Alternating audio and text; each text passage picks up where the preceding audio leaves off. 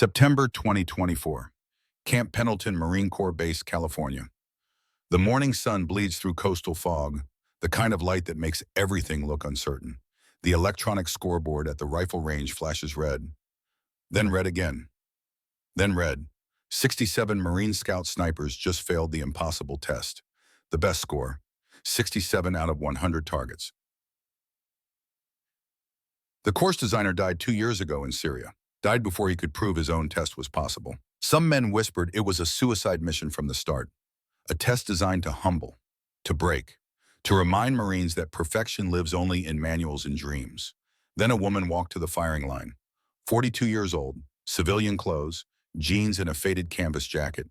She carried a worn leather rifle case, the kind that's seen countries most people can't pronounce. She stopped 3 feet from the shooting bench, looked at the staff sergeant standing there, his arms crossed, his face carved from disappointment and dust. She asked him one question. "May I borrow your rifle, Sergeant?" What happened next would change Marine Corps sniper doctrine forever. But first, the failures had to speak. The range sits in a valley between brown hills. Pendleton sprawls across 125,000 acres of California scrubland. The wind here doesn't ask permission. It takes, it pushes, it lies about direction and speed. The flags along the range snap and curl. Orange windsocks twist like men in pain. Echo Company, 2nd Battalion, 5th Marine Regiment.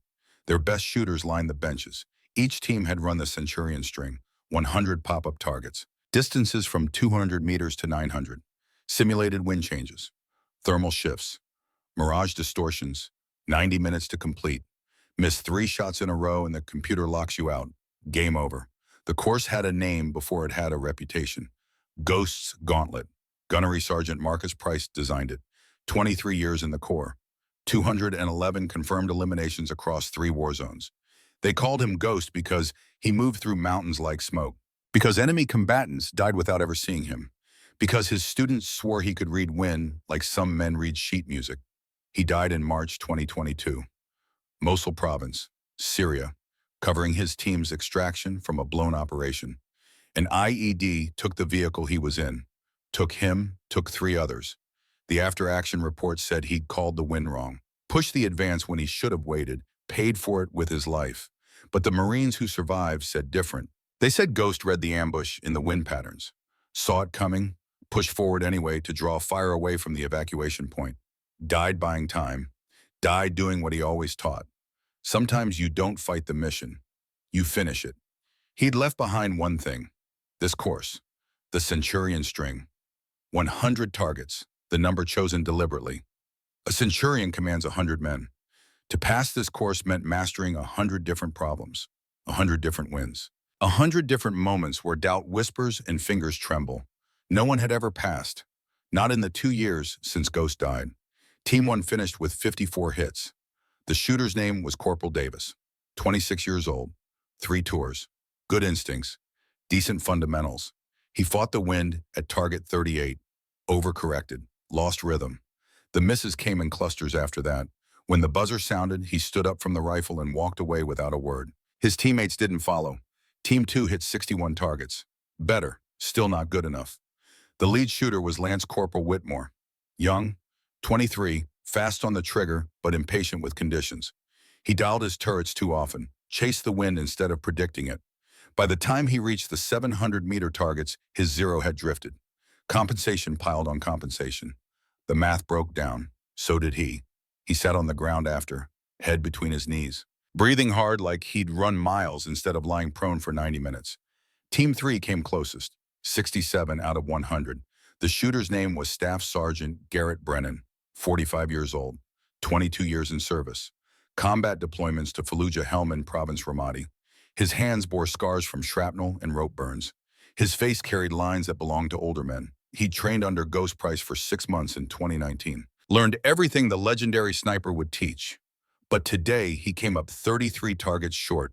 He stood at the shooting bench now, arms crossed, jaw tight, staring at the scoreboard like it had personally insulted his mother. The red numbers glowed in the morning haze. 67, a record for this course, a failure by its standards. Behind him, 30 Marines stood in loose formation, observers, students, fellow instructors. They'd watched all 3 teams fail. watched good shooters become frustrated shooters, watched confidence turn to confusion. The wind mocked them all equally. Corporal Tyler Quinn stood off to the side. 24 years old, lean, energetic. He held his phone up, recording. He'd filmed all 3 attempts. Planned to study them later, break down what went wrong. Quinn had a theory that modern shooters relied too much on equipment, not enough on observation. He filmed everything, archived everything. Believed if you watched enough failures, you'd learn how to succeed. So far, his theory wasn't working. Ghost designed this to be impossible, Brennan said. His voice carried across the range, flat, final. He died before he could prove it wasn't. Maybe that says something. Says what, Sergeant? Quinn asked. Still filming. Brennan turned, looked directly at the camera. Says some standards exist to remind us we're human, not gods. From the observation tower 50 meters away, Major Nash Sutherland nodded. He stood with his hands behind his back. Parade rest. His uniform pressed sharp enough to cut. 52 years old, infantry background, old school. The kind of officer who believed suffering built character and easy wins built weakness. He'd opposed the Centurion string from the beginning, called it a vanity project, a dead man's ego trip. But the commandant had different ideas. Wanted Ghost Course implemented. Wanted Marines pushed beyond comfortable limits. So Sutherland supervised, watched, waited for the inevitable. He just watched it 3 times in a row. Failure builds character, he said to no one in particular. Let them fail. Beside him, Colonel Wade Hollister said nothing. Hollister was 58, silver hair cut high and tight, a face that had seen combat in places the government still wouldn't declassify. He'd served with Ghost Price in the early 2000s. Afghanistan. Back when the wars were young and the objectives seemed clear. They'd shared a hooch in Kandahar. Shared meals. Shared the kind of conversations that happen when men don't know if they'll see morning. Ghost had talked about this course even then. Someday, he'd said, I'm going to prove that cooperation beats domination, that listening beats fighting, that the wind isn't the enemy. Hollister had asked what he meant. Ghost had smiled. You'll see. 20 years later, Hollister watched Marines fail the test his old friend had designed. He wondered if Ghost had been wrong. If maybe the wind was the enemy after all. If maybe some things couldn't be taught, only endured. Then he saw her. At first, just movement at the fence line. 200 meters from the range proper. Civilian access point. Someone watching. He raised his binoculars. A woman, early 40s, blonde hair pulled back in a simple tie. Civilian clothes, jeans, canvas jacket. She stood perfectly still, hands in her pockets, just watching. Her face showed no expression, no judgment, no disappointment, just observation. The kind of watching that absorbed instead of evaluated. Hollister's breath caught. He knew that posture, that stillness. He'd seen it before. In hides, in observation posts, in the seconds before a trigger broke and a target dropped. He lowered the binoculars, looked at Sutherland. I need to inspect something on the range. Excuse me, Major. Sutherland barely nodded, still watching Brennan gather his gear, still satisfied with the failure he'd just witnessed. Hollister descended from the tower, walked across the range. His boots crunched on gravel.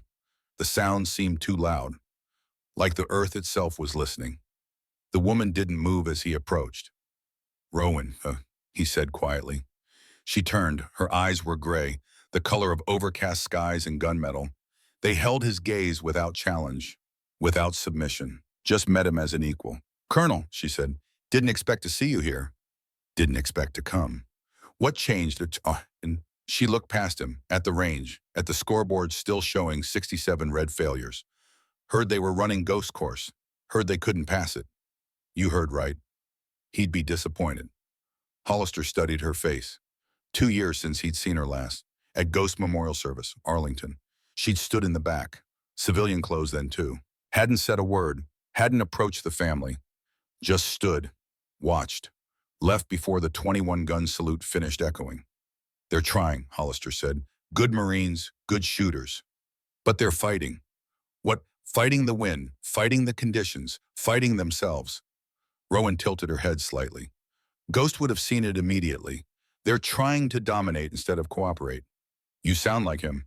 He taught me everything I know. Hollister glanced back at the range. Brennan was demonstrating something to a young Marine, probably explaining where he'd gone wrong, probably analyzing every shot, breaking it down into components. Trigger control, breathing, windage, all the technical pieces, missing the whole. Come with me, Hollister said. Rowan didn't move. Colonel, I'm retired. I know. I don't carry anymore. I know.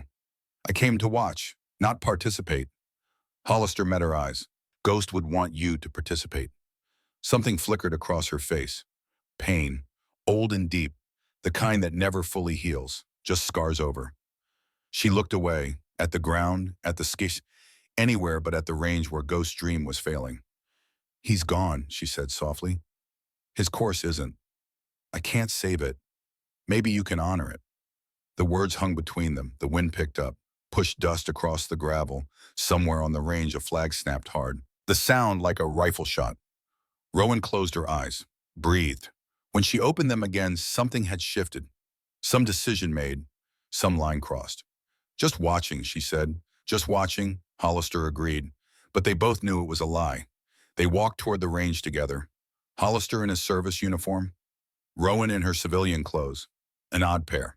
The Marines noticed. Conversations stopped. Eyes tracked them. Brennan saw them coming. Straightened. Squared his shoulders. Hollister stopped 10 feet from the shooting bench. Rowan stopped beside him. She looked at the range, at the target still standing. Pop-up silhouettes at 200 meters. Steel plates at 400. Precision markers barely visible at 600 and beyond. Her eyes moved across the landscape. Reading. Calculating. Her fingers twitched slightly, like playing an invisible instrument. Old habits that never fully die. Ma'am, Brennan said, respectful but uncertain. This is a closed range. Staff Sergeant Brennan, Hollister said, this is Ms. Rowan Ashford. She's an observer today. Cleared by me. Brennan's eyes narrowed. Not hostile, just curious. Ashford. Don't know that name. No reason you would, Rowan said, her voice quiet, measured, the kind of voice that doesn't need volume to carry authority. Quinn had his phone up again. Filming, always filming. Ma'am, are you former military? No. Then why are you here? Rowan didn't answer. Just looked at the scoreboard. 67. The number glowed like an accusation, like a challenge, like a dare. Brennan was demonstrating his rifle to a young private, showing proper cheek weld, explaining sight picture. He settled behind the M40A6, lined up on a 600-meter target. Breathed, fired. The target rang. Good hit. He adjusted. Fired again. The target rang. Another hit. He fired a third time. Miss. The bullet struck right, 6 inches off center. He fired twice more. Both missed right. Same pattern, same error. Brennan swore under his breath. Stood, checked his scope, checked his turrets. Everything looked correct. But the misses didn't lie. Rowan watched, silent. Her eyes tracked from Brennan to the range, to the wind flags, to the mirage shimmer above the desert floor. She was reading, always reading, the way Ghost had taught her. 2 clicks off, she said. Everyone turned. Brennan looked at her. Ma'am, your 0, it's 2 clicks off. Drifted right. My 0 is perfect. I confirmed it this morning. You confirmed it in different wind. Yesterday's wind was east, 7 to 10 miles per hour. You adjusted 2 clicks right to compensate. Standard procedure. But this morning the wind shifted west, 3 to 5 miles per hour. Your 0 needs to come back left. 2 clicks. You're still compensating for yesterday's conditions. The range went quiet. Brennan stared at her, processing, his mind running through the math, the wind data, the adjustments he'd made. Slowly his face changed. Realization. He pulled his logbook from his pocket, flipping pages, found yesterday's data, wind 7 to 10 east, adjustment 2 clicks right. He looked at today's flags. West wind, 3 to 5. She was right. He looked up. How did you know that? Watched your pattern. 7 hits, 3 misses. All misses right side. Pattern means system error, not random error. System error has a source. Your source was 0 drift from changed conditions. Quinn lowered his phone. Who are you? Rowan didn't answer, just reached for her rifle case, set it on the bench, unzipped it slowly. Inside an M40A6, not military issue. Private weapon. The stock showed wear, real wear, not range wear, field wear, the kind that comes from dirt and sweat and long nights in places without names. Beside the rifle, a small notebook, leather cover, worn soft. She picked it up, opened it. Inside handwriting. Neat, precise, charts and calculations, ballistic data, wind formulas. And on the inside cover, 4 words in different handwriting. M. Price Semper Gumby. Brennan saw it. His face went pale. That's Ghost Dope Book. Was, Rowan said quietly. He gave it to me. Went home, long time ago. She set the book down, looked at Brennan's rifle, then at him. May I borrow your rifle, Sergeant? The question hung in the desert air. Brennan looked at Hollister. The colonel's face showed nothing, just waited. This was Rowan's play. He was just the referee. Ma'am, Brennan said slowly, this isn't a YouTube tutorial. This is the Centurion string. 67 Marines just failed it. Best Marines I've got. No disrespect, but I'm a woman in civilian clothes who just showed up. Rowan finished for him. No anger, just statement. I understand your skepticism, Sergeant. It's warranted. She reached into her jacket, pulled out a leather wallet, opened it, removed a card, handed it to Brennan. He read it.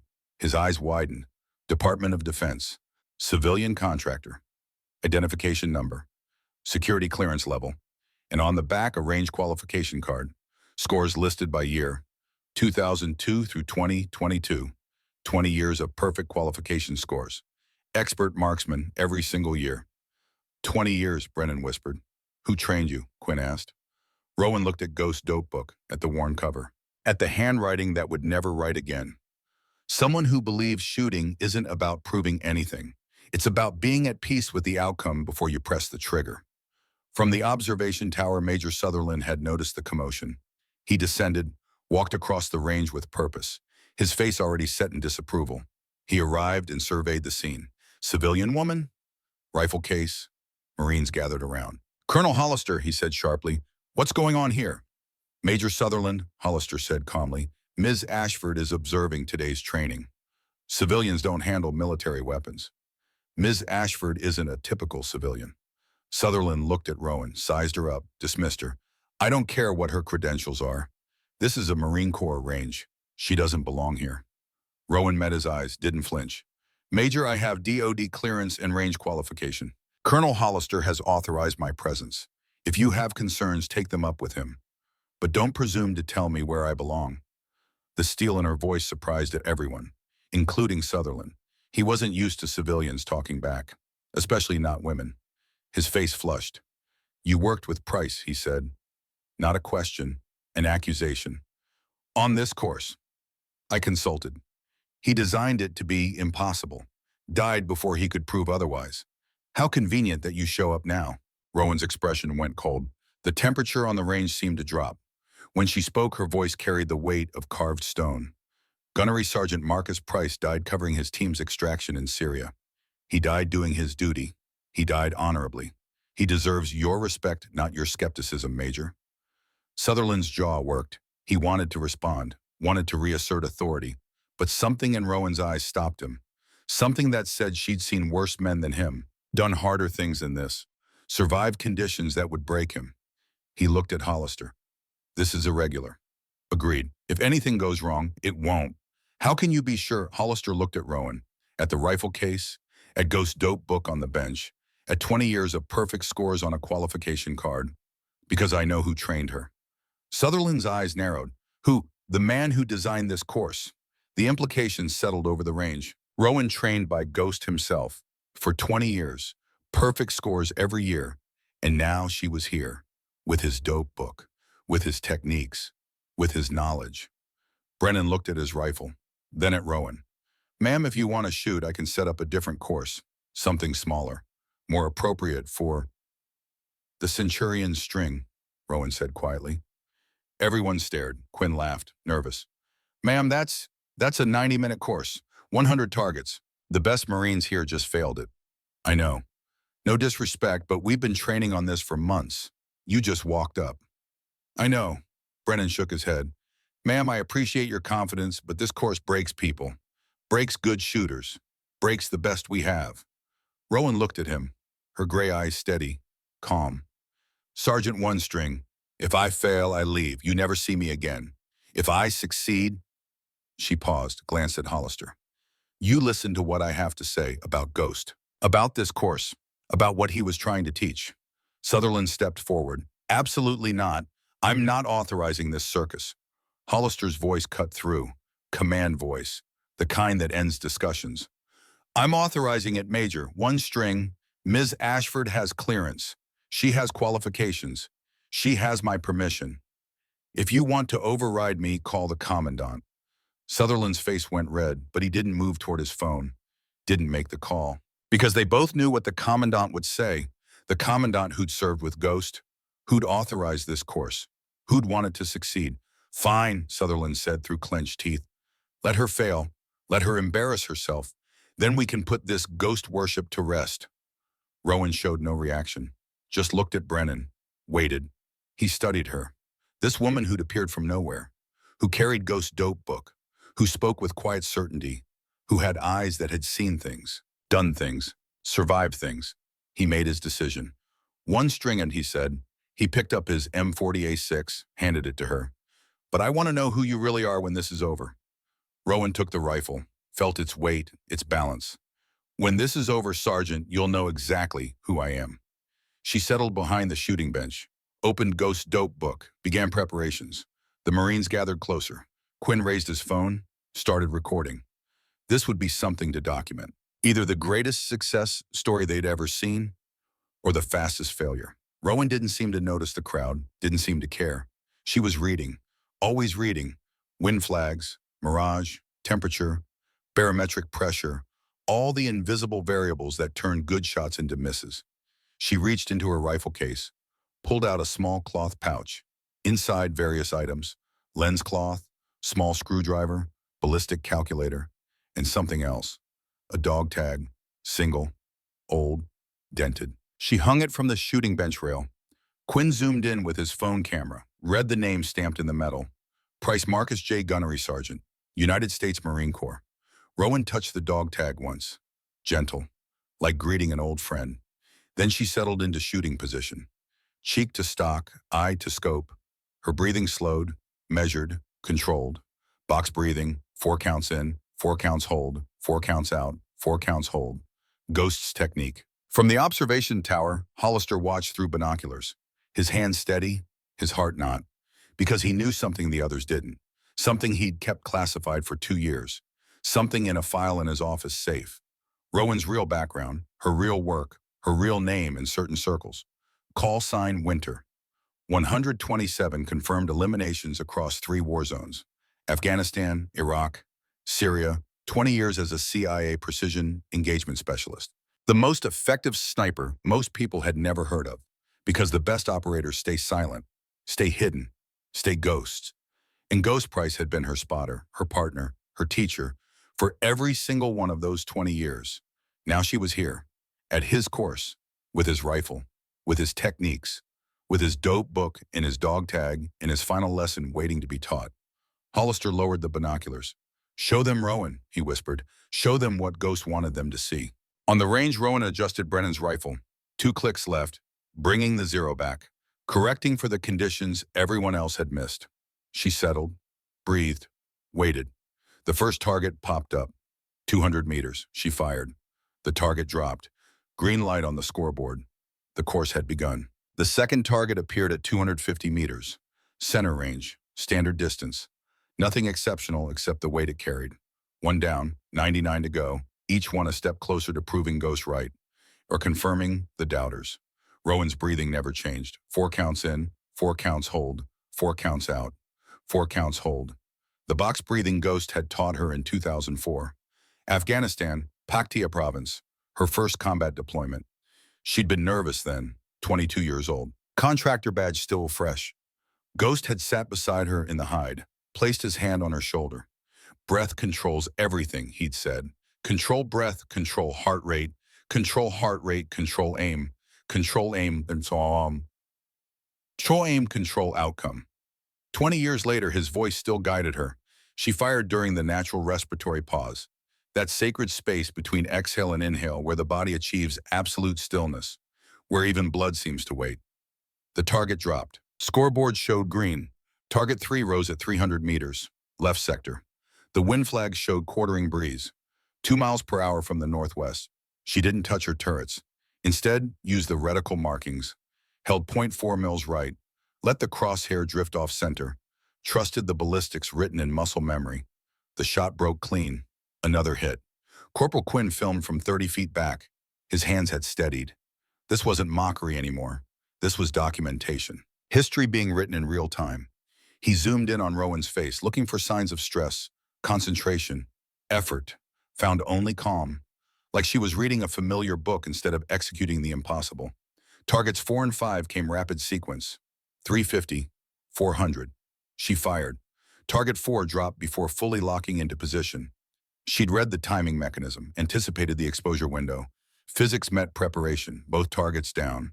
The scoreboard climbed. 5 green lights. Staff Sergeant Brennan stood with arms crossed, watching every movement, every decision. 22 years he'd been shooting. Thought he understood the craft's limits. Thought he'd seen every technique worth seeing, but this was different. Rowan wasn't executing a checklist, wasn't following a procedure. She was conversing with the wind, with the rifle, with the range itself. Target 6 appeared at 450. Steel plate. Wind had shifted. Now 3 to 4 miles per hour. She adjusted her hold. 0.6 mils. The change was instant. Automatic. Like her body knew before her mind calculated. The plate rang, clear tone across the desert, like a bell announcing something sacred. Major Sutherland watched from the observation area, arms behind his back, parade rest. But his jaw worked, grinding teeth, processing something that didn't fit his models. Civilian contractors weren't supposed to shoot like this, especially not women, especially not on Ghost's impossible course. He pulled out his phone, typed a message. Run full background check on Rowan Ashford. Classified clearance. Priority. Sent. Put the phone away. Returned to watching. Targets 7 through 10 came in steady progression. Rowan moved through them like reading sentences in a language she'd spoken for decades. 500, 525, 550, 575. Each distance presented different challenges, different wind, different mirage, different calculations. She adapted, adjusted, executed. 10 targets, 10 hits. Perfect so far. The crowd had grown. Word spread fast on a Marine base. Someone running Ghost course. Someone hitting everything. Someone they didn't recognize. Marines from other companies drifted over. Instructors, support staff, admin personnel who'd never touched a rifle but understood what perfect looked like. They gathered in respectful silence, watching, waiting, knowing that perfection was temporary, that failure always came, that humans make mistakes, waiting to see which target would expose her mortality. Target 11 rose at 550 meters, right side of the range. The wind turned chaotic. Flags showed no pattern. Gusting 2 miles per hour, then 5, then 3. Random, unpredictable. The kind of wind that made shooters guess, made them gamble, made them miss. Rowan paused, didn't fire, didn't move, just watched. Read the flags. Read the mirage. Read the grass bending and straightening in the distance, the earth breathing its irregular breath. She waited. 10 seconds passed. 15, 20. The target stood exposed, an easy shot in calm conditions.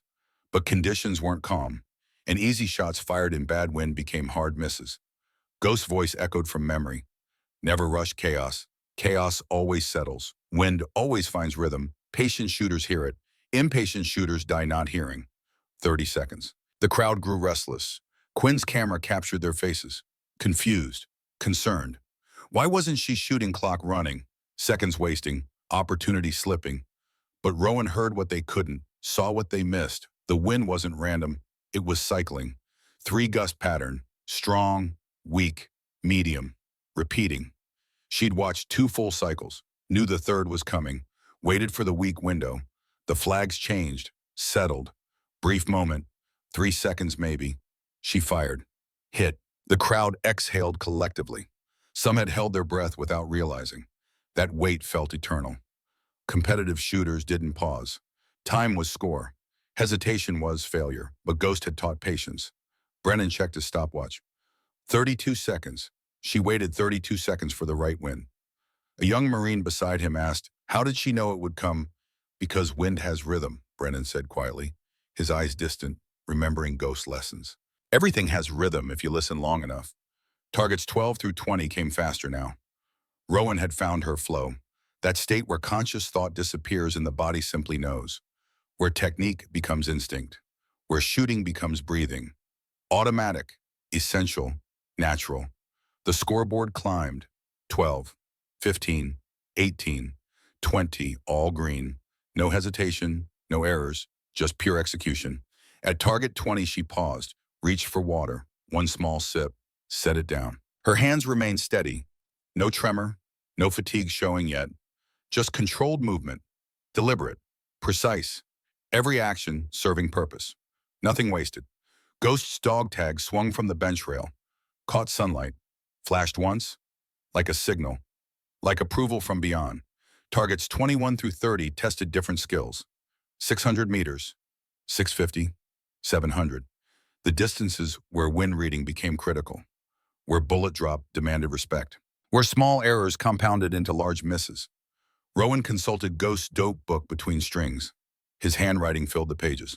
Formulas, corrections, notes from 15 years of combat shooting, Afghanistan, Iraq, Syria. Every lesson paid for in blood and sweat and long nights in hides where mistakes meant Marines died. She made her holds. 4.2 mils windage, 6.8 elevation, reading the layered wind, ground wind pushed left, mid-range pushed right. She weighted her hold toward mid-range, where bullets spent most flight time, where wind had greatest effect. Each shot broke clean, each target fell. The scoreboard glowed green. 30 consecutive hits. No shooter in Centurion history had reached 30 perfect. The best previous attempt was 67 total, with misses, with errors, with red marks scattered throughout.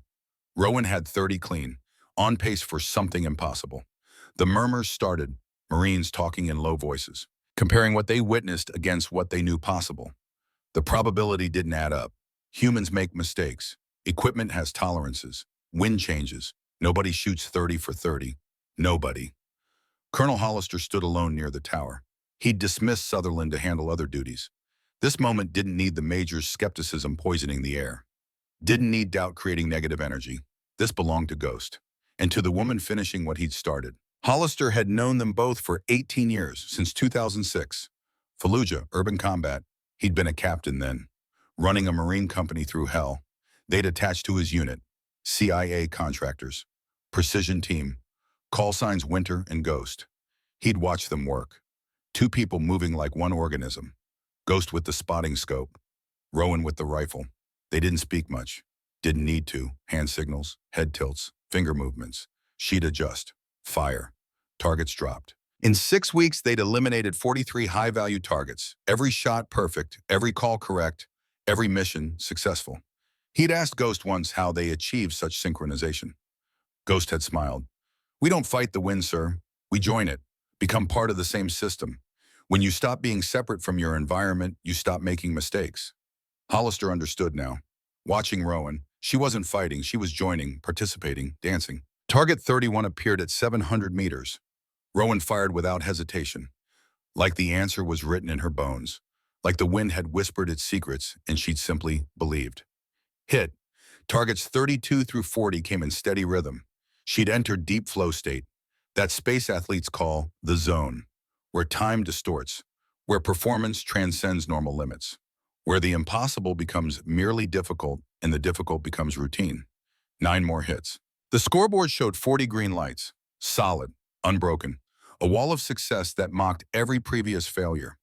Brennan couldn't stop watching. His tablet lay forgotten. He'd pulled up old footage, Ghost teaching, demonstrating, explaining, but the screen stayed dark, because watching Rowan was watching Ghost. Same techniques, same philosophy, same calm certainty. Like Ghost had poured everything he knew into this woman and she'd refined it, perfected it, made it her own while keeping it his. At target 41, the wind died completely. Dead calm, flags hung limp, no mirage shimmer, glass conditions. Some shooters loved this, called it easy mode. Point and click. Can't miss. Ghost had taught different. Rowan waited. Target stood exposed. 700 meters in perfect stillness, almost impossible to miss. Just aim center, press trigger, collect the hit. She didn't fire. 5 seconds, 10, 15. Someone in the crowd whispered, "Take the shot." Perfect conditions. 20 seconds. Quinn zoomed in on Rowan's face, trying to understand, trying to read what she saw that others missed. Her eyes moved, watching, reading, interpreting signals invisible to most. 25 seconds. Then she fired. The instant her finger broke the trigger, Wind flags twitched. Slight movement. 1 mile per hour gust. The disturbance she'd been waiting for. The shift that was building. Invisible. Patient. Ready to betray any shooter who trusted the calm. She'd predicted its arrival. Timed her shot to meet it. Held into the coming wind before it came. Hit. Brennan set down his tablet. Walked closer. Stood 10 feet behind her position. Studied every micro-adjustment. Every breath. Every decision. He'd been teaching marksmanship for 15 years. Thought he understood the craft. Thought he'd mastered it. Watching Rowan, he realized he'd been teaching mechanics. Technique. Procedure. Hit your marks. Follow your steps. Trust your training. But this was art. This was conversation. This was shooting that transcended checklist execution and became relationship. She wasn't working against conditions. She was working with them. Partner instead of opponent. Targets 42 through 45 fell in quick succession. Rowan's rhythm perfect. Her timing impeccable. Each decision correct. Each execution flawless. The scoreboard climbed. 45 consecutive hits. Then came target 46. 750 meters. Pop-up. Brief exposure. 5 seconds. Wind swirling. Complex conditions. She settled. Read the mirage. Made her calculation. Finger moved to trigger. Then stopped. She lifted her head from the scope. Looked downrange. Full attention on the wind. On the flags. On the grass. On the story the earth was telling. The story most shooters never heard because they were too busy shooting to listen. 8 seconds passed. The crowd stirred. Uncomfortable. She had a shot. Difficult but doable. The clock ran. Why wasn't she taking it 12 seconds? Quinn captured it all. The waiting, the stillness. The patience that looked like hesitation but wasn't. This was reading. This was listening. This was what Ghost had died trying to teach. 16 seconds. Brennan watched the flags, tried to see what she saw, tried to understand what she heard. The wind was changing. Yes, shifting. The chaotic gusts were settling into pattern. 3 more seconds and they'd stabilize. 4 seconds and they'd be predictable. 20 seconds. The flags changed. The gust pattern broke. For 3 seconds, maybe 4, the wind found consistency. 5 miles per hour. Steady direction. Honest. Trustworthy. Brief window before chaos returned. Rowan fired. 800 meters. 2.4 seconds flight time. The bullet arced. Dropped. The wind pushed. She'd predicted. The math worked. Physics kept its promises. Hit. The crowd released breath they hadn't known they were holding. That weight had been unbearable. 20 seconds felt like 20 minutes. No competitive shooter waits that long. Time equals score. Speed equals success. Every instructor taught decisiveness. But Ghost had taught wisdom. 8 full seconds, Brennan said to himself. His voice held awe. She waited 8 full seconds for the wind to speak. Then 4 more to let it finish speaking. Targets 47 and 48 came rapid. She fired both in under 30 seconds combined. Making up time.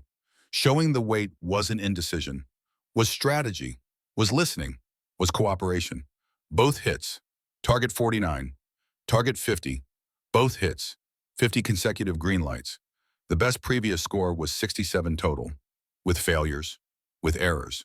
With red marks documenting human limitation. Rowan had reached 50 without a single mistake. Without a single red. Perfect execution for 50 targets. The impossible was becoming documented fact. She paused at 50, took another sip of water. Her hand moved to Ghost's dog tag. Touched it. Held it. The metal warm from desert sun. Worn smooth from years against his chest. It held his name. His service number. His blood type. All the essential data needed to identify remains. But it held more. It held 20 years of partnership. 20 years of missions. 20 years of trust so absolute that words became unnecessary. It held every wind call he'd made, every correction he'd whispered, every moment they'd bet their lives on each other's expertise. Brennan approached, stood beside the bench, close enough to speak quietly, close enough to confess. "I need to tell you something," he said. Rowan looked up. "I was there. Syria, March 2022, when Ghost died." Her hand tightened on the dog tag, knuckles went white, but her face remained calm, controlled, waiting for him to continue. Brennan's voice cracked. "We were running evacuation. Mosul province, bad intel, ambush waiting. Ghost read it in the wind patterns. Saw the setup before we hit it. Told me to pull back. Wait for better conditions. He couldn't meet her eyes. I didn't listen. I pushed forward anyway. Aggressive advancement. Thought we could fight through it. Thought domination beats cooperation. Silence settled between them. Heavy. Weighted with 2 years of guilt. The IED took our lead vehicle. Ghost was in it. Brennan's throat worked. He'd moved to that vehicle because he knew it would be hit first. Took my spot. Saved my squad. Saved me. Rowan set down the dog tag carefully, like it might shatter. She looked at Brennan fully now. Really looked. Saw the weight he carried. The guilt that poisoned every lesson he taught. Every Marine he trained. Every shot he fired. He died because I didn't listen, Brennan said. Died proving his own philosophy. That fighting conditions kills you. That cooperation keeps you alive.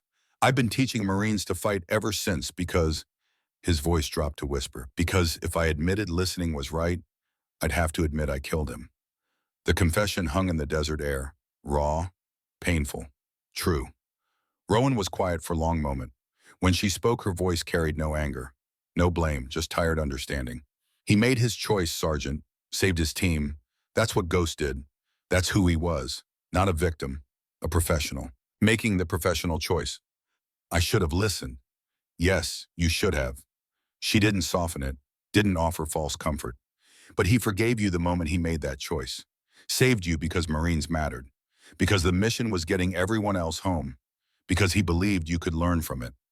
She touched his arm, gentle but firm. Now you're listening, now you're learning, now you're teaching his way instead of fighting it. That's how you honor him. Not by carrying guilt like penance, by carrying his lessons like legacy. Brennan nodded, couldn't speak. Emotion closed his throat, but something lifted. The confession had freed something. The guilt found its place. Not gone, never gone, but transformed into purpose. Finish watching, Rowan said. See what Ghost wanted you to see. See why he died believing it mattered. She settled back behind the rifle. Brennan stepped away, changed, lighter. The weight still there, but distributed differently. Shared now instead of borne alone. Target 51 appeared. Rowan fired. Hit. But now it meant something different. Not just her success, their success, Ghost's success, the success of listening, of learning, of letting the dead teach the living, of letting confession become transformation. The scoreboard climbed. 51, 52, 53. Quinn had stopped filming with his phone. Now he just watched, bearing witness. Some moments were too important to view through screens, too significant to filter through technology. This was one. This was history and healing happening simultaneously. This was Ghost working through Rowan's hands to teach what words never could. Targets 54 through 60 came in waves. Rowan flowing, the rifle singing, each shot a sentence in a story 20 years long. A story that started in Afghanistan, continued through Iraq and Syria, paused with Ghost's death, resumed today with his student proving his theories correct. 700 meters, 750, 800, 850. Each distance presented challenges, wind layers, temperature gradients, mirage distortions, bullet drop calculations that required understanding physics most shooters never studied. But Rowan had studied, with the best teacher available, for 2 decades, and now she demonstrated what that education produced. 60 consecutive hits. The crowd had swelled past 100. Marines, civilians, base personnel who'd heard something impossible was happening. They stood in loose formation, silent, respectful, watching perfection unfold, watching the impossible become real, watching Ghost's legacy secure itself one trigger press at a time. At target 61, a bee appeared. Desert bee. Large, aggressive. It circled Rowan's head once, twice, then landed on her right hand, the shooting hand, the trigger hand, right on the knuckles between first and second finger. She didn't move, didn't flinch, didn't shake it off, didn't adjust position. The bee walked across her skin, explored, decided if this warm surface was threat or opportunity. Its wings spread, flexed, preparing to fly or preparing to sting. Impossible to know which. The target was exposed. 800 meters, limited window, maybe 12 seconds remaining. The shot was there. The conditions were right. But the bee sat between her and the trigger, between intention and execution, between success and failure. 8 seconds left. Quinn filmed it. Couldn't help himself. This moment, this test, this demonstration of control so absolute it bordered on superhuman. The bee, the target, the ticking clock, the impossible calm. 5 seconds. The bee lifted off, flew away, disappeared into the desert sky, as if it had made its inspection and found nothing interesting. Just warm skin and steady hands and calm that even insects recognize as non-threatening. 2 seconds. Rowan's finger found the trigger. Pressure built. Breakpoint reached. She fired. Hit. The crowd gasped, then laughed, nervous energy releasing. That moment had been unbearable to watch. The insect, the seconds evaporating, the absolute stillness. Most shooters would have panicked, moved, missed, but she'd trusted, waited, executed. Brennan shook his head slowly. Unbelievable. I would have flinched, would have moved, would have blown the shot. A young Marine beside him said, she didn't even blink when it landed. Ghost used to tell a story, Brennan said, his voice quiet, thoughtful, about a sniper in Afghanistan. Woman contractor. She was on a high-value target. One-shot opportunity. Right before she fired, a scorpion crawled onto her neck. Sat there, she didn't move. Took the shot. Target dropped. Scorpion crawled off. Mission complete. Quinn looked at him. You think that was her? Brennan watched Rowan prepare for target 62. Ghost only told true stories. The targets continued. 62 through 70, all hits, no hesitation, no errors, just execution. Perfect, consistent, relentless, like watching a machine. Except machines don't read wind, don't predict, don't cooperate. Machines dominate, force, calculate through brute processing. This was different. This was partnership. This was conversation. This was art. At target 71, Rowan had been shooting for 75 minutes. Most shooters showed fatigue by now. Degraded performance, slower decisions, rushed shots, shaking hands, blurred vision. The body had limits. The mind had limits. Concentration couldn't maintain forever. But Rowan looked the same as target 1. Same calm, same rhythm, same minimal movement. Like she'd found a state where fatigue didn't exist, where the body became irrelevant and only the process mattered. Where shooting wasn't physical activity, but meditation. Breath, focus, execution, repeat. 71, 72, 73, all hits. Target 73 brought another test. 850 meters, edge distance, pop-up silhouette. As the target locked into position, a wasp appeared. Not a bee. Wasp, larger, more aggressive, more dangerous. It circled, once, twice, 3 times, then landed on the back of her right hand, on the shooting hand, on the trigger hand. The target had 4 seconds exposure remaining. The wasp was angry, territorial, wings vibrating, stinger visible, ready to strike. One sting and her hand would swell, hurt, shake. The string would end. 73 targets, so close to perfect, so close to proving Ghost right, all threatened by an insect. 3 seconds. She didn't move. 2 seconds. The wasp crawled across her knuckles, exploring, threatening, deciding. 1 second. It lifted off, flew. Gone. 0.5 seconds. Rowan fired. The target dropped the instant the shot broke. Split-second timing. Perfect execution under impossible pressure. The crowd erupted. Not celebration, shock, disbelief, awe.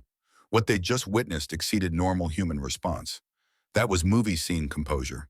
That was legend-level control. Mother of God, someone whispered. She let a wasp walk on her hand during a shot. Brennan's professional pride warred with intellectual honesty. Honesty won. That's not training. That's beyond training. I don't know what that is. That's 20 years with Ghost, Quinn said quietly. That's 2 decades of learning control equals survival, of learning panic kills, of learning the mission comes first. Always, even before pain, before fear, before self-preservation. Target 74, 75, 76, all hits. The wasp forgotten. Already history. Already just another obstacle overcome. Another test passed. Another proof that control trumps chaos. At target 80, the scoreboard showed a wall of green. 80 consecutive hits. Past any record. Past any expectation. Past any reasonable prediction. This was perfection. This was Ghost validation. This was proof that his philosophy worked. That cooperation beat domination. That listening beat fighting. Major Sutherland's phone buzzed. He pulled it out, read the message. His face went pale, then red, then pale again. The background check had returned. He read it once, twice, 3 times, making sure he understood correctly. The words didn't change. Rowan Ashford, civilian contractor, Department of Defense, Central Intelligence Agency, Special Activities Division. Service period 2002 to 2022, 20 years. Security clearance, top secret, SCI. Additional caveats, he lacked authorization to view. Primary role, Precision Engagement Specialist. Call sign winner. Confirmed eliminations 127. Theater of operations, Afghanistan, Iraq, Syria. Partner/spotter Gunnery Sergeant Marcus J. Price, USMC. Status retired. Honorable separation, April 2022. Sutherland stared at the screen. 127 confirmed kills. The number seemed fictional, impossible. That was more than legendary snipers achieved in full careers. That was Chris Kyle territory, Carlos Hathcock territory. That was the kind of record belonging to men with books written, movies made, monuments built. But she was a woman, a contractor, someone nobody had heard of, because the best operators stayed invisible, stayed unnamed, did the work and vanished. No glory, no recognition, just results. And Ghost had been beside her. Every mission, every shot, every one of those 127 eliminations. The legendary Marine whose course nobody could pass had spent 20 years in the shadows teaching this woman, building her, refining her, creating something that transcended individual capability and became perfect partnership. He walked toward Hollister, phone in hand, face conflicted. "Colonel, I need to speak with you." Hollister didn't look away from the range. "Is it urgent?" "I just received her background check." "I already know what it says." Sutherland froze. "You knew. You knew who she was, and you authorized." "I authorized a woman honoring her fallen partner's memory." "Yes." Hollister turned now, met Sutherland's eyes. His gaze was iron. Ghost Price and Rowan Ashford worked together for 20 years. Every mission she completed, he spotted. Every target she eliminated, he confirmed. They were the most effective precision team Special Activities Division ever fielded. When Ghost died, she retired. Couldn't continue without him. She's killed 127 people. She saved thousands more. Every high-value target she eliminated was planning attacks, building bombs, and coordinating ambushes. She did the work nobody wants to acknowledge, the work that keeps Marines alive. Hollister's voice hardened. The work Ghost believed in enough to die doing. Targets 81 through 90 came in steady rhythm. 9 more hits, 90 consecutive green lights. The impossible was no longer theory, no longer hope. It was documented, recorded, real. The scoreboard didn't lie. 90 hits, 0 misses. 10 targets remained. 10 shots between Rowan and perfection. Between Ghost theory and Ghost proof. Between everything Ghost believed and everything the doubters dismissed. The crowd pressed closer, unable to help themselves. Drawn to the moment, to the history, to the transformation of impossible into inevitable. Target 91 appeared at 900 meters. Maximum distance. Edge of the M40A6's effective range. She consulted Ghost's dope book one final time. His calculations for 900 meters. Formulas tested across 15 years. Proven in combat. Written in his precise handwriting. Instructions from beyond the grave. Final lessons from teacher to student. She made her adjustments. Elevation 8.7 mils. Windage 4.4 mils right. Every variable accounted for. Every factor calculated. Then she released it all. Became empty. Became still. Became the space between thoughts where perfect action lives. She fired. 3 seconds of flight time. The bullet arced, dropped, drifted. Physics worked its beautiful equations. Wind pushed, gravity pulled. The bullet curved through space. Hit. 91. 9 targets left. Hollister checked his watch. 88 minutes elapsed. 2 minutes remaining. 9 targets. Tight but doable. If nothing went wrong, if concentration held, if conditions remained stable, if the shooter stayed perfect. Target 92, 850 meters. Hit. Target 93, 800 meters. Hit. Target 94, 750 meters. Hit. 6 targets remaining. The crowd had gone silent. Complete silence. Not even breathing audible. Just watching. Just waiting. Just bearing witness to something they'd tell their children. Tell their grandchildren. The day perfection happened. The day impossible became real. The day Ghost's ghost proved skeptics wrong. Target 95, 700 meters, hit. Target 96, 650 meters, hit. Target 97, 600 meters, hit. 3 targets left. Quinn's hands trembled violently. He fought to keep the camera steady. This moment had weight, had gravity, had significance that transcended sport and became testament to dedication, to partnership, to honoring the dead by finishing their work. Target 98, 500 meters. She fired. Hit. Target 99, 400 meters. She fired. Hit. 1 target remained. 100. The range fell into absolute silence. Even the wind seemed to hold its breath. Flags hung limp. Grass stopped moving. Desert birds ceased calling. The earth itself waited. The final target would appear at 900 meters. Maximum range. 4-second exposure window. 1 shot. 1 chance. 1 moment between Rowan and perfect. Between ghost theory and ghost proof. Between failure and legend. The target began to rise. The final target locked into position. 900 meters downrange. A steel silhouette against brown earth and blue sky. Maximum effective range. The edge of possibility. The line between skill and prayer. 4 seconds. That's how long the target would remain exposed. 4 seconds to read wind, calculate drop, account for temperature, barometric pressure, Earth's rotation, all the invisible forces that turn bullets into curves instead of lines. Rowan settled behind the scope. Her breathing had not changed in 99 targets. Still the same 4-count rhythm, still the same controlled calm. But something was different now. This wasn't just another target. This was the proof, the validation, the answer to 2 years of doubt. This was Ghost's legacy waiting to be confirmed or denied. She read the mirage, thermal inversion layer, cold air trapped beneath warm. The shimmer patterns showed wind gradients, multiple layers moving in different directions. Ground wind northeast at 2 miles per hour. Mid-range wind east at 4. Target wind shifting, 3 to 5. Inconsistent, complex conditions. The kind that broke confidence and made shooters guess. But Rowan had seen worse. Syria, 120-degree heat. Targets shimmering like ghosts. Wind that changed between heartbeats. She'd made those shots. With Ghost beside her, his voice calm in her ear, his calculations perfect, his trust absolute. She could hear him now. Not real, just memory, but clear as morning. Read the layers. Weight your hold by where the bullet spends its time. Trust the math. Trust yourself. She made her calculation. Elevation 8.7 mils. Windage 4.1 mils right. High hold, favoring the mid-range wind because that's where a bullet at 900 meters lives longest, flies slowest, drifts most. 2 seconds remained. Her finger found the trigger, built pressure, felt the wall, the break point, that perfect edge between intention and action. 1 second. She fired during the natural respiratory pause, between breaths, between heartbeats, between thoughts. In that space where the body achieves absolute stillness and the universe holds its breath. The rifle spoke. The bullet launched. Federal gold medal match. 175 grain. Boat tail hollow point. Velocity 2,600 feet per second.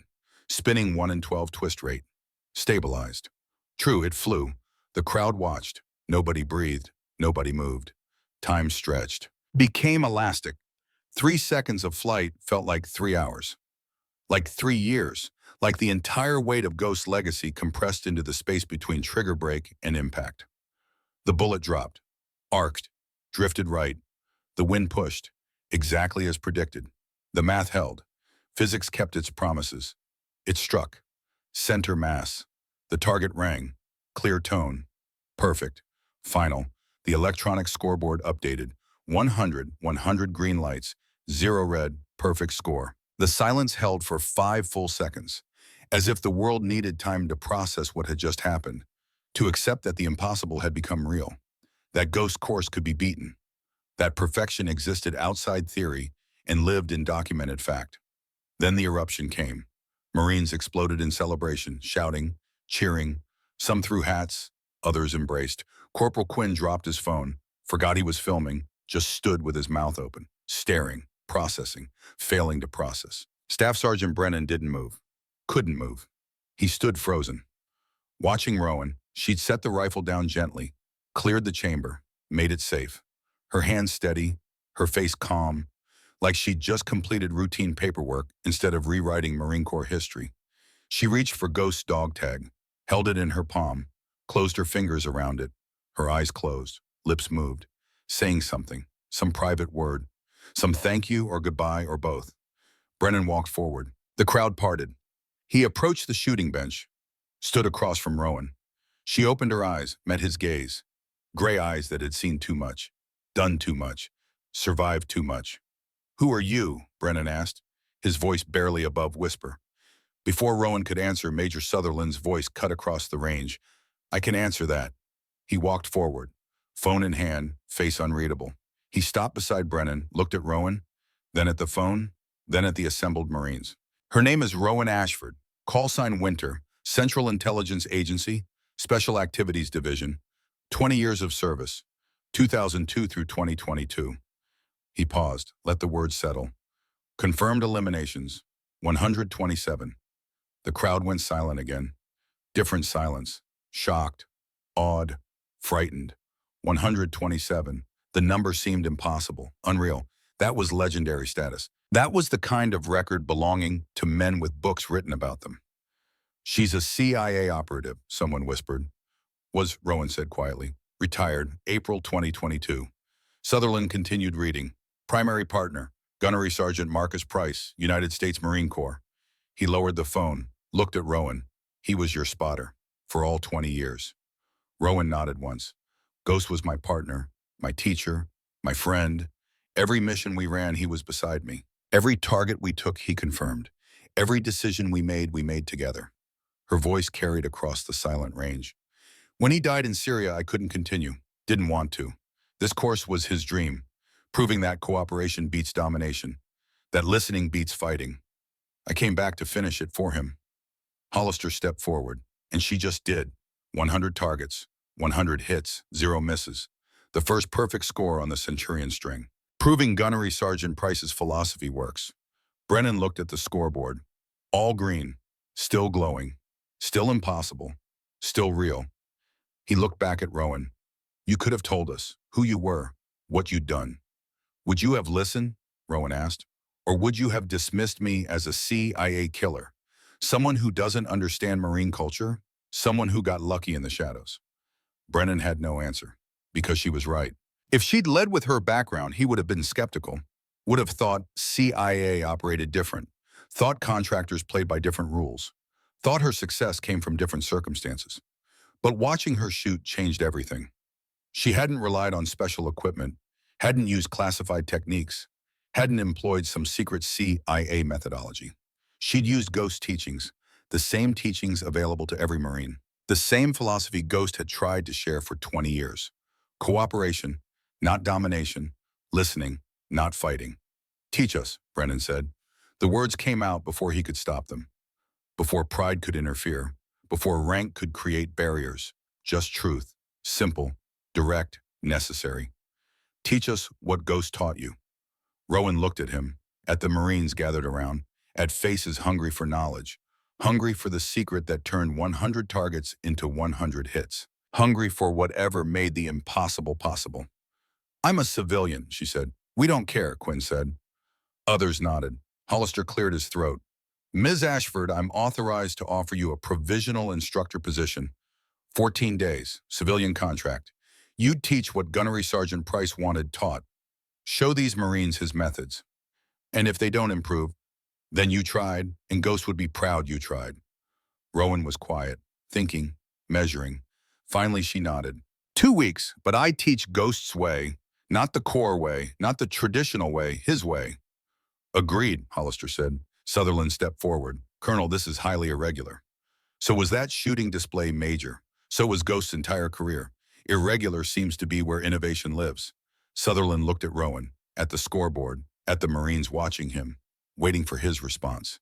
He could fight this, could throw obstacles, could make things difficult. But he'd seen 100 consecutive hits, seen perfection, seen proof that maybe the old ways weren't the only ways. 2 weeks, he said finally, "but I'll be watching." "I expect nothing less, Major," Rowan replied. The crowd dispersed slowly, Marines talking in excited voices, replaying the shots they'd witnessed. The Wasp, the wind wait, the final target. Already the story was growing, taking on mythology. By tomorrow, the entire base would know. By next week, the entire Corps would hear. The woman who shot perfect on Ghost course. The CIA operator who came back to honor her fallen partner. Brennan stayed behind, helped Rowan pack her gear. The M40A6 went into its case. Ghost's dope book closed. The dog tag came down from the rail. She held it a moment longer, then placed it carefully in a small pouch. He'd be proud, Brennan said. He'd be relieved, Rowan replied. He died thinking nobody would ever validate his work, that the Corps would dismiss it as impossible, that all his years proving the cooperation works would be forgotten. We won't forget now. That's the hope. They walked off the range together. The sun had climbed higher. The morning's cool had burned away. Desert heat settled over Camp Pendleton. Another day, another set of hours. But something had shifted. Some change that couldn't be unmade. Some knowledge that couldn't be unknown. The next morning, Rowan met 12 Marines in a classroom. Brennan, Quinn, PFC, Bryn Hart, 9 others, hand-selected. The best shooters in Echo Company. The ones most likely to absorb what she taught, most likely to carry it forward. She stood at the front. No podium, no PowerPoint, no official curriculum. Just her. Ghost's dope book. 20 years of experience distilled into 14 days. I'm not here to make you snipers, she began. You're already snipers. The Marine Corps made you that. I'm here to make you listeners. Ghost believed the best warriors don't fight their environment. They join it, become part of the same system. Stop being separate. She opened the dope book, showed pages. Ghost's handwriting, formulas, diagrams, notes from 15 years of combat operations. This is 20 years of learning, 20 years of mistakes corrected, 20 years of listening to wind and watching bullets fly and understanding that nature doesn't care about your rank or your pride or your training. Nature has rules. Physics has laws. You can fight them and fail, or cooperate and succeed. Bryn Hart raised her hand, young, 19, fresh-faced. Ma'am, how do we cooperate with wind? Rowan smiled. First genuine smile anyone had seen from her. You stop seeing it as enemy. Start seeing it as partner. Wind wants to push bullets. That's its nature. You can't stop it, can't overpower it. But you can predict it, account for it, work with it, dance with it. She spent the first week teaching observation. Not shooting, just watching. They sat on the range for hours, watched flags, watched mirage, watched grass bend, watched dust move, learned to see the invisible writing that wind carved into the world. Some Marines grew frustrated, wanted to shoot, wanted action, wanted results. Rowan remained patient. Ghost used to say you can't hear wind if you're always talking. Observation is the foundation. Everything else builds from here. By day 4, they began to see it. The patterns, the rhythms, the way wind cycled, how gusts came in waves, how calm preceded change, how the earth breathed in predictable intervals if you watched long enough. Quinn captured everything on film, made a documentary, interviewed Marines, recorded Rowan's teaching, archived the knowledge. He understood this was history. This was the moment Marine Corps sniper doctrine changed. He wanted it preserved. On day 5, Rowan let them shoot. 50 target strings. Not the full Centurion. Just practice. Application of what they'd learned. Results varied. Some hit 42, some hit 38, one hit 47. Better than before, not good enough yet, but better. Improvement is easy, Rowan said. Consistency is hard. Ghost didn't want improvement. He wanted transformation. Day 6 brought crisis. Rowan arrived at the range to find her personal M40A6 damaged. Scope glass scratched deep. Zero thrown completely off. Intentional sabotage. Someone who didn't want this program to succeed. Someone who believed CIA contractors had no place teaching Marines. Someone who thought the old ways were the only ways. Hollister reviewed security footage. Shadowed figure. Face obscured by cap. No clear identification. The investigation would continue, but the damage was done. Rowan addressed her students. Someone tried to break my equipment, but they can't break knowledge. Gear is replaceable. What Ghost taught me lives here. She tapped her head, then her chest. And here. No one can sabotage that. The Marines rallied, Brennan especially. This felt personal to him. Ghost had been his teacher too. Brief, just 6 months, but impactful. Seeing Ghost methods attacked felt like watching his memory defiled. We won't let this stop us, he said. Rowan nodded. We won't. They ran another 50-target string. Every Marine improved. Results ranged from 41 to 46 hits. Progression, growth, the transformation beginning. On day 8, Hollister called Rowan to his office. The Commandant is coming. 5 days. He wants to observe a final test. What kind of test? Full Centurion, but not individual. Team, 5 shooters, 20 targets each, 100 total. If the team averages 85% or better, Ghost's method becomes official core doctrine, implemented across all sniper training. Rowan processed this. 85 hits out of 100. As a team. Exactly. If they fail, the program ends. You leave. Everything goes back to how it was. And if they succeed, Ghost philosophy becomes Marine Corps standard. His name lives forever. His legacy secured. The weight settled on her. On them all. 5 days, 85 hits required. Anything less meant failure. Meant Ghost died for nothing. Meant 2 weeks of work wasted. We'll be ready, she said. But she wasn't sure. 85% was high, required consistency. Required every shooter performing above their current level. Required perfection without being perfect. Required excellence under pressure. Required everything Ghost had believed was possible. The next 4 days blurred. Dawn to dusk training. 70 target strings. 80 target strings. The Marines pushed themselves. Pushed each other. Results climbed. 63 hits. 68. 71. Better. Still not 85. On day 12, they ran a mock Centurion. Full test conditions. 5 shooters. 20 targets each. Official scoring, results came in. Shooter 1, 16 out of 20. Shooter 2, 19 out of 20. Shooter 3, 17 out of 20. Shooter 4, 18 out of 20. Shooter 5, 13 out of 20. Total, 83 out of 100. Too short. So close. But not enough. The Marines sat dejected, discouraged. They'd worked so hard, improved so much. But improvement wasn't the standard. 85 was the standard. And they'd missed it. Rowan gathered them. Ghost used to say the body knows before the mind believes. You know how to do this, every one of you. You've proven it in practice. The only thing stopping you is doubt. But we're not ready, Hart said. Young, scared, facing failure. You're ready, you just don't trust that you're ready. Rowan looked at each of them. Tomorrow the Commandant arrives. Tomorrow you'll run the real test. Tomorrow you'll either prove Ghost right or prove the doubters right. Your choice, your shush, your legacy. That night, Rowan sat alone at the range, ran her own Centurion string, not for score, for meditation, for connection, for conversation with Ghost's memory. She shot 97 out of 100, missed 3, targets 31, 66, 88, wind gusts. Each time she'd rushed slightly, anticipated instead of reading, forced instead of flowed. She smiled, wrote in the dope book, "Mrs. Remind me I'm still learning. Still listening, still human." Ghost would have approved. The next morning arrived cold, coastal fog, the kind that burned off slow.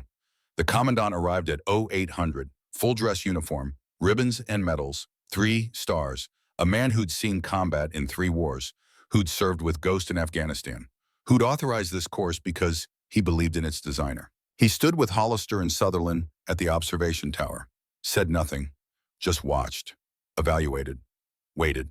5 Marines approached the firing line. Hart, Brennan, Quinn, Corporal Cole Ramsey, Corporal Ivy Maddox, the best Echo Company had. The students who'd absorbed the most, who'd transformed the most, who carried the weight of Ghost's legacy on their shoulders. Rowan stood apart, not coaching, not interfering, just watching. She'd given them everything she could. Now they had to execute, had to trust their training, had to become what Ghost believed they could be. The test began. Hart shot first, young, nervous, pressure visible in her shoulders, in her breathing, in the way her hands trembled slightly. She settled, remembered the lessons.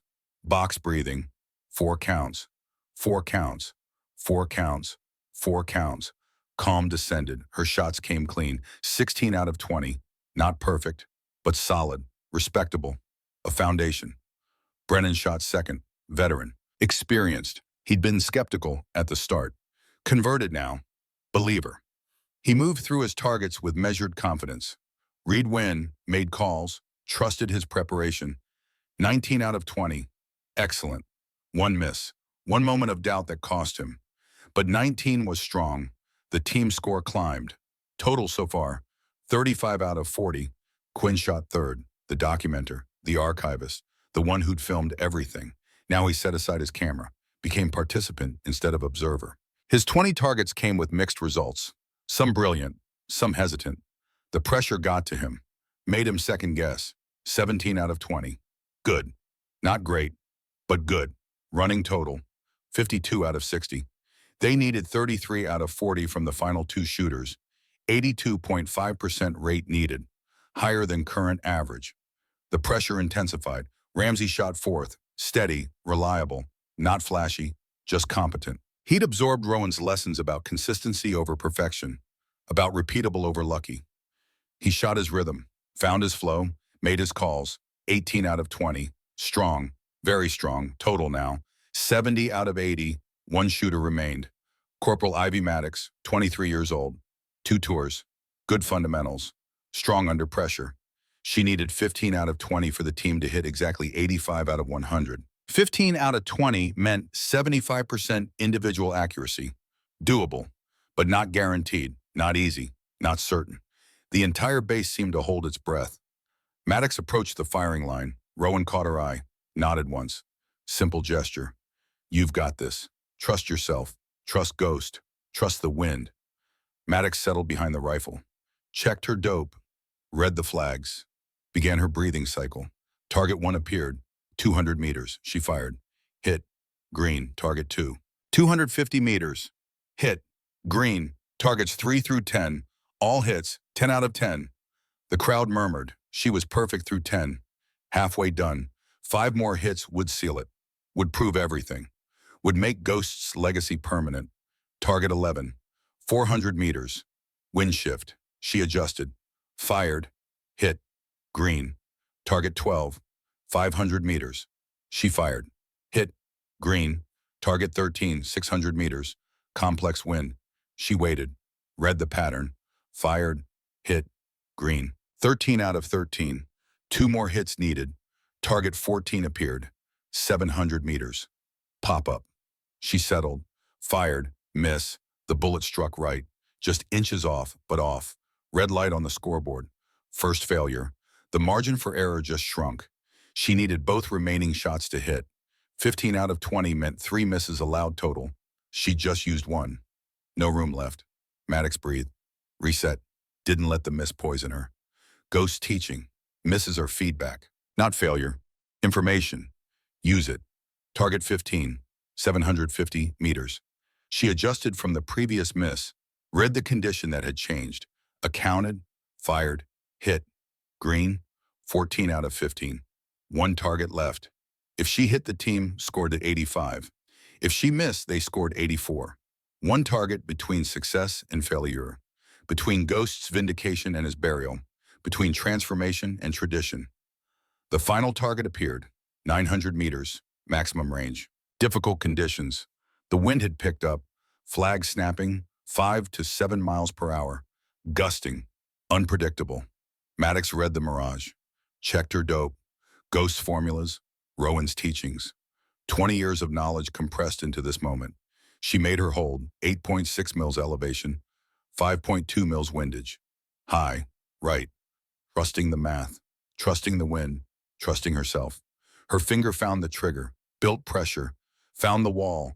Rowan whispered. Too quiet for anyone to hear. Trust it, Ivy. Ghost is with you. Maddox fired. The bullet flew. 3 seconds. The longest 3 seconds in Marine Corps history. The bullet arced, dropped, drifted. The wind pushed. Exactly as predicted. The math held. Impact. Center mass. The target dropped. Green light. The scoreboard updated. 85 out of 100. Exactly. Perfect. The crowd erupted. Marines shouting, celebrating. Maddox stood, looked at Rowan. Tears streaming down her face. Rowan nodded, smiled, mouthed 2 words. Ghost's proud. The commandant descended from the observation tower. Walked to the firing line. The Marines snapped to attention. He stopped in front of them. Looked at each face. Then at the scoreboard. Then at Rowan. 85%, he said, his voice gravelly. Worn. Gunnery Sergeant Price told me 20 years ago that Marines needed to learn cooperation over domination. I didn't fully believe him. I authorized this course because I respected him, not because I thought he was right. He paused, let silence settle. I was wrong, he was right. What I just witnessed proves it. He turned to Hollister. Colonel, effective immediately, I'm authorizing the Price method for Corps-wide implementation. All sniper training programs will incorporate these techniques. This course will be renamed the Ghost Protocol, and Ms. Ashford will be offered a permanent civilian instructor position. Hollister saluted. Yes, sir. The commandant looked at Rowan, extended his hand. Thank you for finishing what Marcus started. Rowan shook it. He finished it, sir. I just provided the demonstration. 1 week later, a ceremony was held. Small, dignified. The commandant presided. Families attended. Parents, spouses, children. People who'd supported Marines through training, through deployment, through sacrifice. Rowan stood at the front, uncomfortable with attention, preferring shadows, but respecting the moment, respecting what it meant. The commandant spoke. War is evolution. Those who adapt survive. Those who don't perish.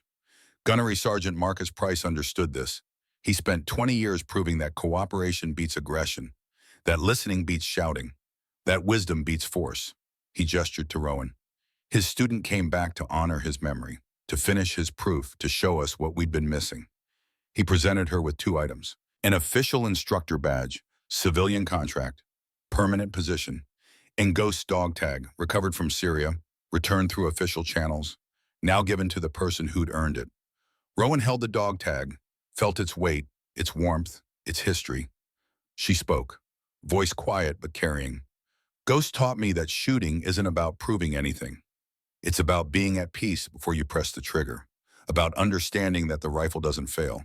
The wind doesn't lie. Only our interpretation fails. She looked at the Marines, at Brennan, at Quinn, at Hart, at Maddox, at all who'd learned, changed, grown. These Marines didn't need me to teach them how to shoot. They already knew. They needed permission to stop fighting themselves, permission to trust, permission to cooperate instead of dominate. That's what Ghost wanted. That's what they achieved. Brennan stood, asked permission to speak. Granted. Ma'am, will you stay train more instructors? Build what Ghost started. Rowan considered. 3 more months, then I train your trainers. Ghost used to say, teach them until they don't need you. That's when you've succeeded. When they can teach others without you present. That's the goal. 3 months later, Rowan sat at the same range. Dawn, alone. She ran a personal centurion string. Not for score, not for proof, just for practice, for meditation, for connection. She shot 97 out of 100, 3 misses, targets 23, 58, 88, all wind gusts, all moments where she'd anticipated instead of read, forced instead of flowed. She smiled, wrote in Ghost Dope Book, misses at 23, 58, 88, wind gusts, should have waited, lesson continues. She looked up. The observation tower held 10 figures. New instructor candidates, watching her, learning from her, preparing to carry forward what Ghost had started, what she'd demonstrated, what would now spread throughout the Corps. She closed the dope book, looked at the first page. Ghost's handwriting. Still clear, still perfect, still true. Rowan, the rifle doesn't fail. The wind doesn't lie. Only your interpretation fails. Listen longer than you shoot. Semper Gumby, Ghost. She touched the words. Gentle. Like touching an old friend, like saying hello and goodbye in the same gesture. Then she stood, walked toward the new instructors. Time to teach. Time to share. Time to build the legacy that would outlive them all.